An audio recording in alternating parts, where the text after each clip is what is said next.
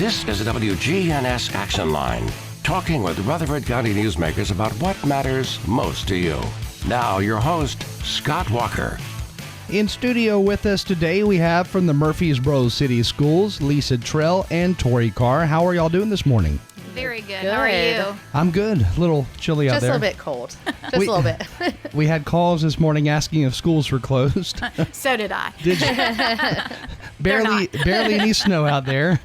But it is funny how people automatically assume, it snowed a little bit last night. Just a little bit. Should check in. Yeah, it was really fun to watch it last night. It was really pretty. It was nice. And it looked like it was trying to stick for a little while, but yeah. Absolutely, but it didn't. It didn't. No.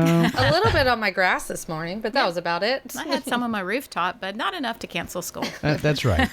So what all is happening with the schools this time of year?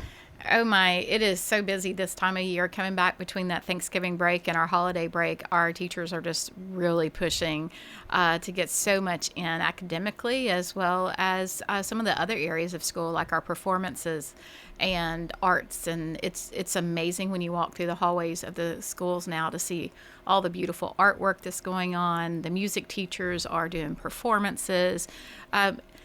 It's just really a great time to be in a school. Now, I know the county schools had some problems with internet and other technology, and that was not an issue that folded over into the city schools at all, right? No. Mm-mm. That's good. Feel for them because that's tough. Yeah, I think that, they've had a pretty extensive issue with it all. Yeah, schools, we have a lot of technology as well, so I hope that they get theirs up and going today and everything works well for them. That's what I hear. I remember when school didn't used to have internet at all. Well, we're old. So lots happening this time of year. And as far as like Christmas break, Thanksgiving and all that go, how are kids, adapting when they have to come back from those breaks? I talked to two teachers yesterday, and both of them said that the children were so excited to be back. And that was so nice to hear. Like, they came in when they were ready for school. They were just anxious to get started again. And when I have two teachers at two different schools say the same thing, I'm like, okay, that was a good break. It was a good break when they're ready to start all over again.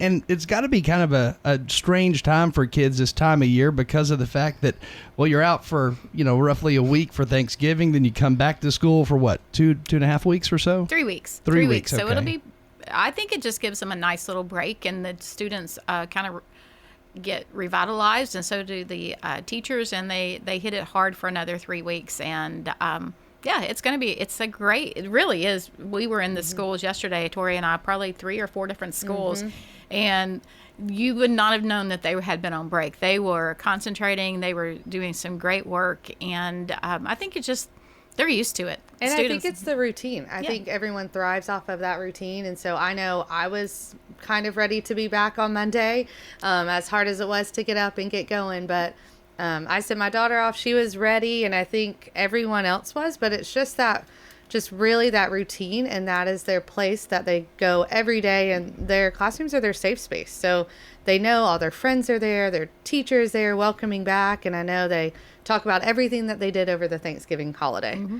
Now, this year, I know Christmas is on like a Wednesday, so when do the city schools get out for that break? For the holiday break? Right. Our last day, I have the calendar pulled up, is Friday, December 20th, and that is a half day for students. Okay. So yeah, that Friday, December 20th. And then they're out for, is it a week, 2 weeks? How long is it? They will return on, let's see, students return Monday, January 8th. So Okay. it's a little over, I think, that 2 weeks. 2 weeks. That's a good amount of time then. Yes. I'm sure a lot of families travel during that time, so they probably pick up and leave that Friday. Probably. A lot do. A lot of them are still working, so that's the reason we have our ESP program, and that really makes it really easy on the working parents. So you'll see a lot of students still in our schools over that break, doing lots of fun activities as well as some enrichment as well. So, and I saw yesterday our ESP program posted. So we were open last week for that Thanksgiving, just for those working families, that Monday and Tuesday. And I saw one of our schools actually did a Thanksgiving parade. And so they had balloons and they created their own parade right there in the hallway. And then lots of our other schools were doing, like Lisa was saying, just the enrichments and all those fun activities. So they're in the school buildings, but they're having so much fun. Absolutely. Another question, will ESP be open December 23rd, which is a Monday, and then they close on the 24th? ESP, I don't think they're open that 23rd. They send out the schedule to all the parents way in advance, so they'll know. I'm just haven't actually looked at that far in advance. I don't think that they are open that Monday, but they will return on the 26th, I think. Yes. Yeah.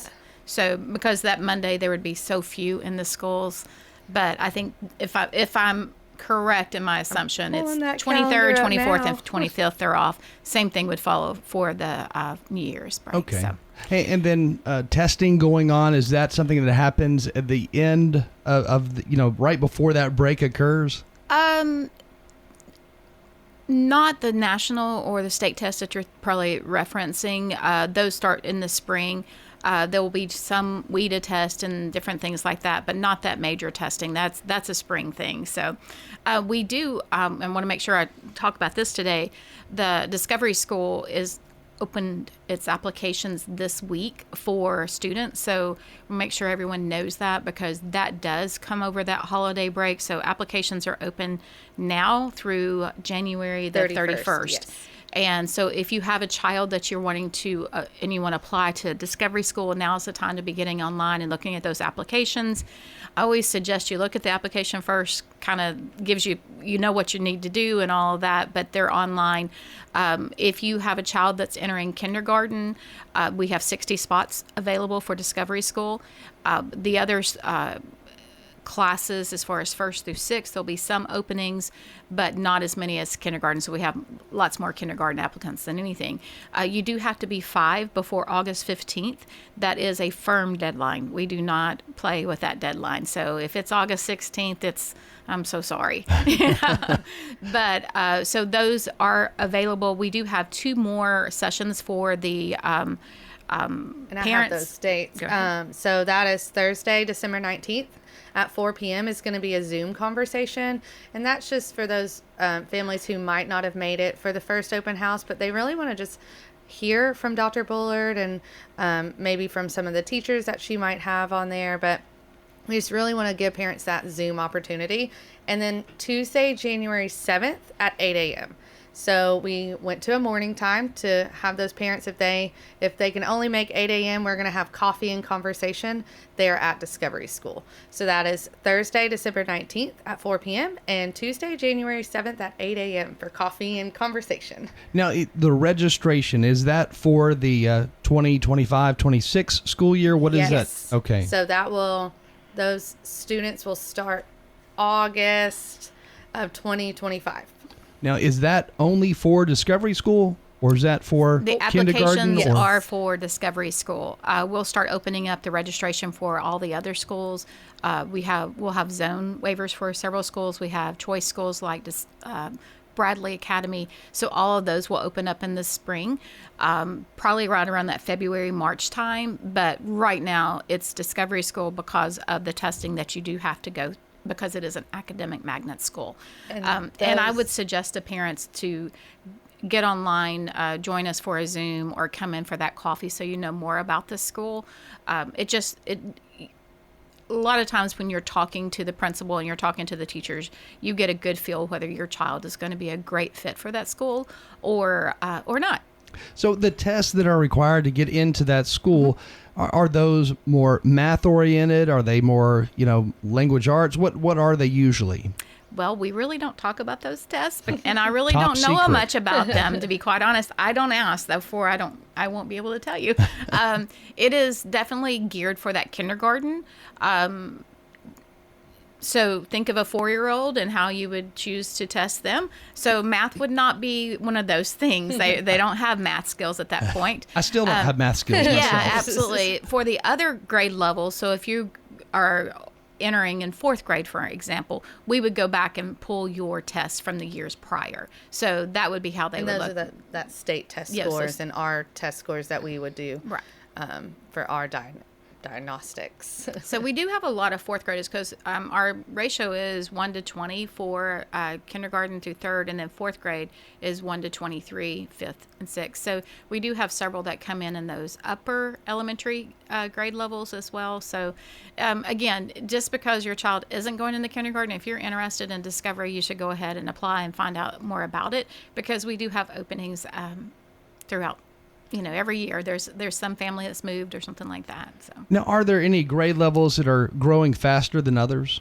across the district, seems like third grade is our highest grade this year. I think that's correct. Third grade is really what we're looking at.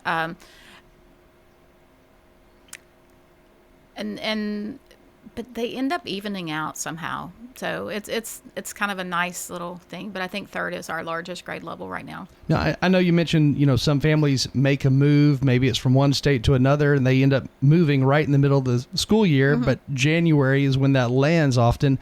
Is that a time where you do see a big influx or a big change in numbers of students? I think that we are so much more transitional these days than we ever were before, that we don't really see a huge influx at particular times, because it could be January, it could be fall break, it could be spring break. I think parents are they do look at the logistics of that move and when can they enter their child into school easily. But we do see more of that growth in that November, December, coming back into that January mark. So, I think it's just, and of course we're sitting here in the middle of MTSU, so it really goes around the MTSU schedule to a certain extent as well, because when they are recruiting, we get new students as well. Now, when you see students from other districts within Tennessee, is there a big difference as far as, what reading level they're on or what they're studying in school when they move here versus when they were there? And then state to state, do you see differences? Well, that would be an instruction question, and I would not be able to answer that, to be quite honest. When we are very intentional as far as the district, that we are on the same subject at the same pace. So if you move from one of our schools to another one of our schools, you should be able to pop right in and be right on target. But as far as, across the state, you're going to have different curriculums, you're going to have different things. But again, that's a real But they instruction. are learning the same things because we do have those standards. Yeah, So there are the state standards. So say our district learns something this month and another district learns something next month, they're still learning it in that grade level and in that academic year. And again, this morning we're talking about the Murfreesboro City Schools. And as far as new schools, are there any new schools that are being planned in the city? Not currently. We have really worked hard to utilize the campuses that we have. We are adding to Reeves Rogers right now. That's the biggest expansion going on. And then as we look at the future, we'll be working with City Council to see if there is a school that is needed, when it's needed, and where it's needed. The growth has been very different this year than what it was in the past years. We've seen Black Fox really, really have a big growth spurt. Our Musego's had a growth spurt. Some of our West campuses continue to have those full schools. So we kind of watch that. We work with the city and make sure that we know where the new buildings are going to be built and plan accordingly. So at this point, we don't have a deadline for a new school. And again, we want to make sure that we are utilizing every space possible in our campuses. And I think we've done a really good job of that. I think we've built out those footprints of all the schools that could be added to. Black Fox is a great example. We added 7 classrooms about 7 years ago, and it's pretty much full now. So we're working hard to make sure that we're using those tax dollars wisely. Our schools are doing great. We just announced 2 weeks ago about as far as our reward schools. And I'm so excited that Discovery and Bradley both were named reward schools by the state of Tennessee this year. So congratulations to those 2 teams. They've done a tremendous job. And then we also had our level 5 schools, which is another state designation. And that was Discovery, Reeves, Rogers, and Bradley. Bradley. So Bradley and Discovery ended up with both of those designations, and then Reeves had the level 5. And we are so excited about the other scores coming up because we know that there's a lot more we're going to be able to announce with our other schools across the district in the next probably a couple of weeks. And Bradley, the level 5 was their third. Oh yeah, it was a three-peat. So it was their third year in a row with that level 5 distinction by the state, and so we are so excited about that. It seems like the Murfreesboro City School System, they really excel when you compare it to a lot of the other school systems across the state. We think so. We really do think so. And I think, we have our instruction team is fantastic. Our teachers are fantastic. Dr. Duke is so good. And so I think when you have that, our focus is on the instruction, is on the children and the students, and we just have that focus throughout the district, and it's so nice to be able to say we have one goal and we are all working towards that. Yesterday we were able to announce our district teachers of the year, and it's really nice to just walk into a classroom and the teachers aren't like they don't get nervous when people walk in. They just keep on teaching. One teacher said, weren't you just in here? Like, why are you back again? But she was so excited to have her principal back in our instruction team back in her classroom. And if you have those names, I'll let you announce. Names. Can we announce our district teachers of the year? That would be awesome. Dr. Ashley Mushamba is a 6th grade teacher at Mitchell Nelson Elementary. Miss Hannah Bowe is a special education teacher at Black Fox Elementary. And both of those are the district teachers of the year. So a 6th grade teacher and a special education teacher. And it was so awesome to see the peers vote on them. And then this year we have Miss Helen Belcher, who is a special education teacher at Cason Lane, and she is the novice teacher of the year. And this is the first year that we have the novice teacher. And so she was so excited. So she's our first ever novice teacher of the year. And then our supervisor of the year is Mr. Ken Rocha, and he is our assistant superintendent of Student Support Services. Yeah. So, and then we'll be announcing our principal of the year on Wednesday. And those who get nominated, they're nominated by other teachers, right? Right. They're nominated by their peers. So it's really looking around and saying who is just doing outstanding work this year. And so I think that's one of the best things. It's a peer nomination. And it was a fun day. Like Lisa said, we went to these schools and they're so excited, and a lot of them, especially the special education teachers, they had a couple of EAs and a couple of co-teachers in there with them. So it was so nice to be able to celebrate with their peers and with their principals. And the students that were with them. So. Oh, they were so happy for their teachers. Yeah. So the students fully understood everything that was going on. They were like, definitely. That's they cool. were very excited. So that's always nice. The 6th graders, they were a little iffy on their teacher for a minute. Oh, really? She looked at him and they were like, "We're just kidding. It's fine." And so that was a fun, yep, those 6th graders all in there. Is there a continuous need to hire new teachers in Murfreesboro, or are we not seeing a big, influx or transition on those who are retiring or those who are, I don't know, maybe making changes within the school system? Absolutely. It seems like we're always hiring, but we are always fully staffed at the same time, which is nice. Not always, but most of the time we're fully staffed. It looks like right now we are. We have an interim teacher position available. And that's about it. So that's really good. And those are usually coming in those transitional. You'll see us hiring in January because most teachers will, if they're going to retire, they retire in December or they retire in May or June. Sometimes you have a health issue where teachers need to just take time for themselves, and we totally get that. We have several on maternity leave, so when you see those interims, it's that's 6 to 8 weeks. And then I thought we had 2, but we may just have 1 at this point because our HR staff does such a tremendous job of making sure that we're recruiting and talking about the positions that we have available. So we're always, if you're looking to join us, go on our website at cityschools.net. We will be having our recruitment fair for next year coming up in February. Yes. So we are already planning that 25-26 school year. I know it seems like a couple of years ago there was a lot of teacher groups or organizations talking about how there's going to be an influx in the retirement numbers of educators. And I think they were forecasting over the next 2 to 5 years, we should start seeing a big influx or big change in those numbers of those who are retiring. Has that hit the city school system, or is there a different age category of educators who are in the city? I haven't really noticed our retirements going up that much. It's been pretty consistent over the last, since I've been there. But I think as they retire, we are fortunate to have MTSU in our backyard, and we work so closely with them. So when we do have those retirees, we just bring in the new hires right along. So, I think there's always going to be people retiring. I know sometimes they think that they want to retire and they fill out the paper and they say, nope, I think I'm going to just go back again. And so I haven't seen any sort of influx. MTSU here has got to really help out, I would say. Oh, it does. They're a tremendous partner and a tremendous asset for us, because we are able to work with them on their teaching models, as well as for them to help us with that research and development for how we really work with new teachers. So I think it's a good partnership both ways. And we love our MTSU teachers.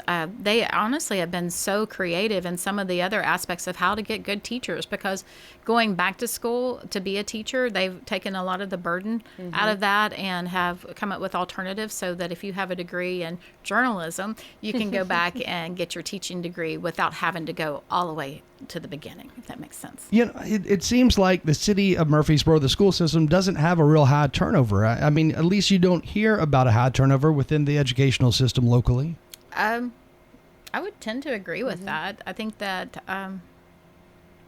we're very fortunate. Earlier, we're pretty good to work with. Yeah, we have good salaries. I think we have good benefits.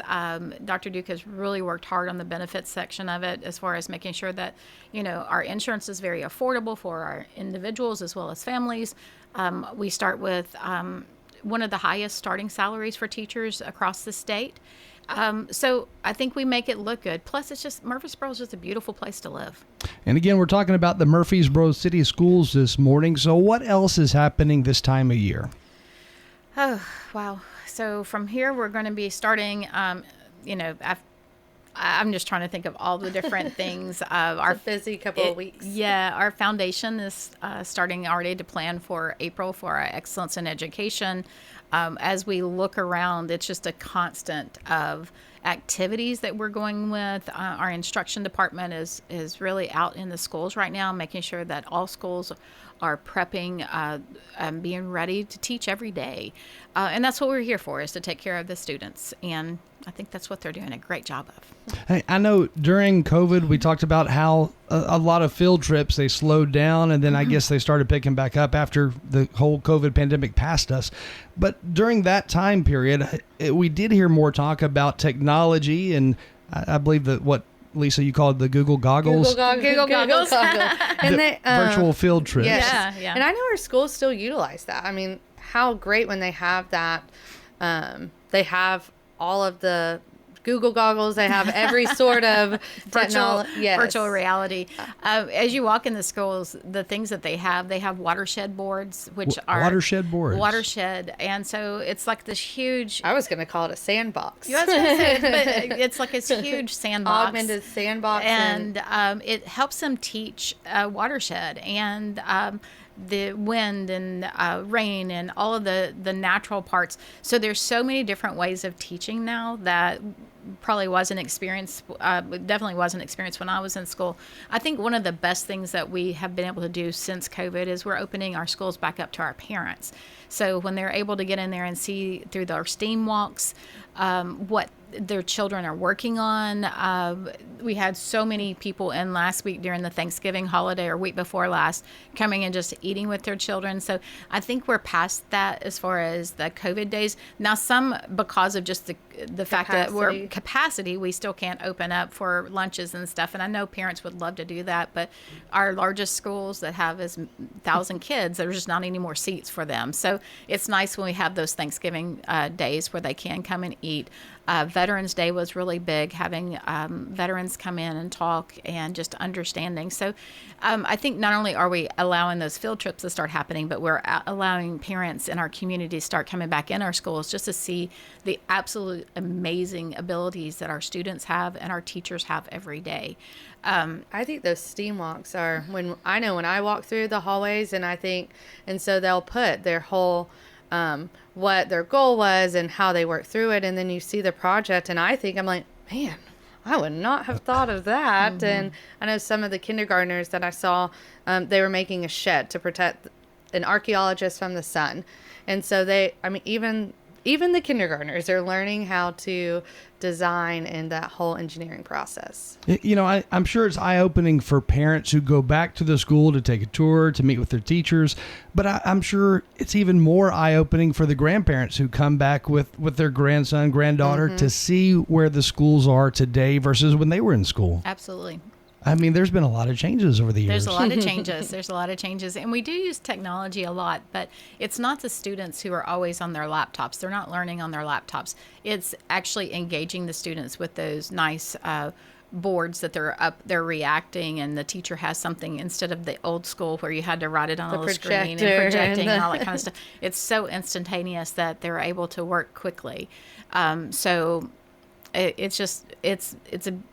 honestly, walking into a classroom is just amazing. I am always in awe of a teacher and how they can control a classroom and make it fun and make sure that all children are safe. And laptops. So do all grades of students have laptops? Are they using laptops daily? They use laptops or some type of device daily, but there's not a 1-to-1 except when you're in the upper grades. So mostly it's a 2-to-1, so you can share with your classroom partners. So if 2 students per 1 laptop. So if they want to combine, they can. We do have to have enough so that when we do testing that we have plenty for everyone to test on the same day. And the teachers are so good about their rotations. Mm-hmm. The students might be on their Chromebook or their laptop on one thing, and then in another thing they're doing a worksheet or something else. And then in another group is doing this. And that's my biggest thing when we go into the classrooms, that they're either all teaching as a group or they're just working simultaneously all together in their groups. And like Lisa said, how they can control all their kids and have them fun and engaged is amazing. So is there like a computer technology class where the teachers are teaching these children how to use programs like Microsoft Word, or are the kids, do they just grow up and that's already so much a part of their life these days that it's not really something that has to be taught? It's a little bit of both. I mean, they do have to go through the basics of what we're going to use the laptops or the iPads for. They have to go through the making sure everybody knows how to use them safely, and guidelines for use. But children aren't afraid to, just kind of dig in there and go. Yeah. And it's a different use than what you and I would use it. Like where we're writing or we're doing Excel spreadsheets or whatever, they're doing a little bit different. Although I do know apps and they sign in and they know how to. It is amazing with these kindergartners when if they're learning something, they click on their app and they sign in and it just goes. And I'm like, wow. And they're using programs just like we do, except it's more guarded for education. So like Canva is one of my favorite friends right now because it's such an easy program to use for me. But I also see all of these projects being done by our 3rd through 6th graders on Canva or on PowerPoint or on all of these other things. And I'm like, wow, that's mind-boggling. So, they're going to get out in the world and just be ready for anything. And there was a point within the educational system that I believe typing classes were required for every high schooler out there. I took a lot of classes. But these days, children are typing just fine when they're in 3rd, 4th grade. Yes, and there's still typing classes, I think, in middle school. I think maybe just keyboarding. I think call it keyboarding, not typing. So they're still out there. It makes you faster. I'm going to say a good old typing class is not bad for you. Nothing beats a good typing Just class. to get those fingers on the right buttons, it helps a whole lot. But they're pretty quick at that poking around. That's funny. Again, Lisa Trail and Tori Carr with us this morning from the Murfreesboro City Schools. We're going to take a short break, and then we will be right back. Time right now is 8:47. The Action Line on FM 101.9 and AM 1450 Murfreesboro, FM 100.5 Smyrna. Listen and watch at WGNSradio.com. When you have fire, water, or storm damage, Farrah Construction can help. Farrah Construction is also there to help when a car slams through the wall. Call Farrah Construction and we'll board up, put down tarps, secure your home or business until the insurance coverage is approved. Call Farrah Construction at 615-893-6120. I'm Ron Hall. Shop local. Let our family business help you. Farrah Construction Company. Hi, this is Dan at Music World in Drummer's Den. We have new things going on here for Christmas. We have gift cards available for any amount from $1 up to whatever you want to spend on it. We have Christmas specials going on. Our prices are competitive. Sometimes we're even below the online prices. We have layaway plans available, and this is real popular at Christmas. Music World in Drummer's Den, 2762 South Church, right across the street from Indian Hills Golf Course. This is Peter Demas from Demas's Restaurant. Our family wants to wish you a Merry Christmas. Christmas is about an incredible act of love to be treasured every day of the year. It's about the sacrifice that God made for us, sending His Son to this world as a man to redeem us from our sins. In Luke chapter 2, verses 10 and 11, the angels proclaimed, "Do not be afraid. I bring you good news that will cause great joy for all people. Today in the town of David, a Savior has been born to you. He is the Messiah, the Lord." Merry Christmas from Demas's Restaurant. The Action Line on FM 101.9 and AM 1450 Murfreesboro, FM 100.5 Smyrna. Listen and watch at WGNSradio.com. Right now that time, 8:49, you're tuned to WGNS, and this morning we're talking about the Murfreesboro City School System, and in studio with us today we have Lisa Trail and Tori Carr. So schools are back in session for this week, and then they're going to continue until when is that next break period for kids? So our last day for students is Friday, December 20th, and that is a half day. And then students will return Wednesday, January 8th. Now, is that the same as the county? Are they now on the same basic schedule? We're on the same schedule. Okay. So kids will spend the next few weeks here in school and then be out again and maybe enjoying travel. the winter holiday. That's right. Yeah, absolutely. Maybe some snow. And ESP, they will reopen on Thursday, January 2nd.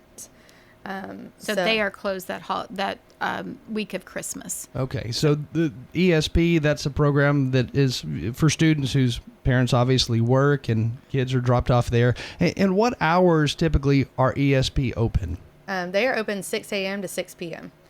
And those kids are so excited to be there. I pulled into my daughter's school today and I saw them all in the gym running around, and you could almost hear how excited they were from the car. So again, this is the time of year where I'm sure there's lots happening, lots going on. A lot of people travel this time of year. But testing, Lisa, you said that was not one of those big things that is occurring this time of year. No state testing or anything like that.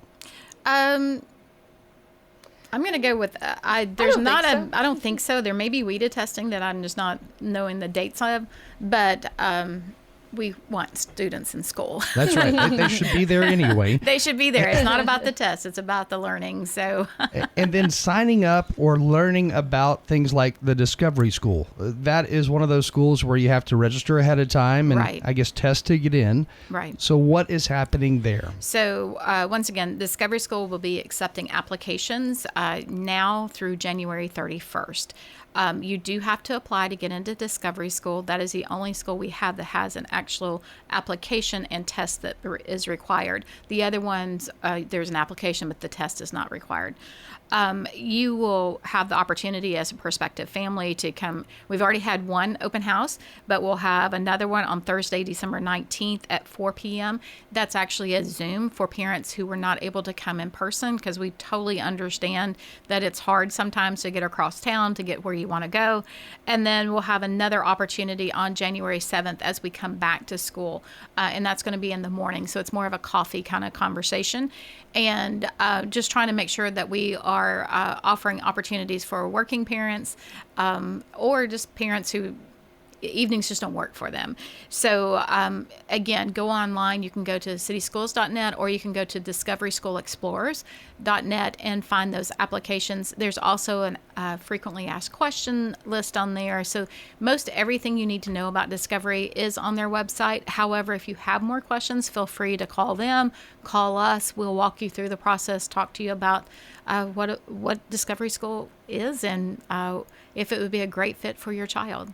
Now, I know in the county school system, there's also charter schools, which are fairly new to our area. Is that something that the city schools have anything to do with, or are there any city allocated charter schools? So charter schools have to apply to be a part of your district. The city does not have a charter school currently. And then that's really one of those things that kind of you don't seek out, they kind of seek you out. Or no, the answer is no, we do not. And then as we close this morning, right now there are no new schools on the drawing board, but I know a parcel of land where a future city park is going to be on Veterans Parkway, that has been set aside or earmarked for a possible school one day. Absolutely. Any talks about anything happening? There's always talks about it, but there's not a date on the drawing board for that school. But that you're right, that land was set aside for education for a school. So we will continue to monitor our growth and see what happens. And that would probably be the next school that we would be building. Now, is there anything else we left off or anything coming up? I don't think so. No, I think we've covered a lot today, so I appreciate that. But it's just a great time to be in the schools. If you have questions, always feel free to call us. Is that the best way to get those questions answered, or is it by Facebook Messenger, email? What is usually the best way? Not Facebook Messenger. It definitely is a phone call or an email. And we're happy to answer you. Tori and I answer questions all day long, and we're happy to do that. And yeah, always Facebook call. Messenger would not be the one that we would answer. It's just not one of those things that we monitor, like maybe someone else would. Who knows who? Yeah. Well, again, Murfreesboro City Schools, that's what we've been talking about this morning. Lisa Trell and Tori Carr with us. Thank you both for joining us. Thank you.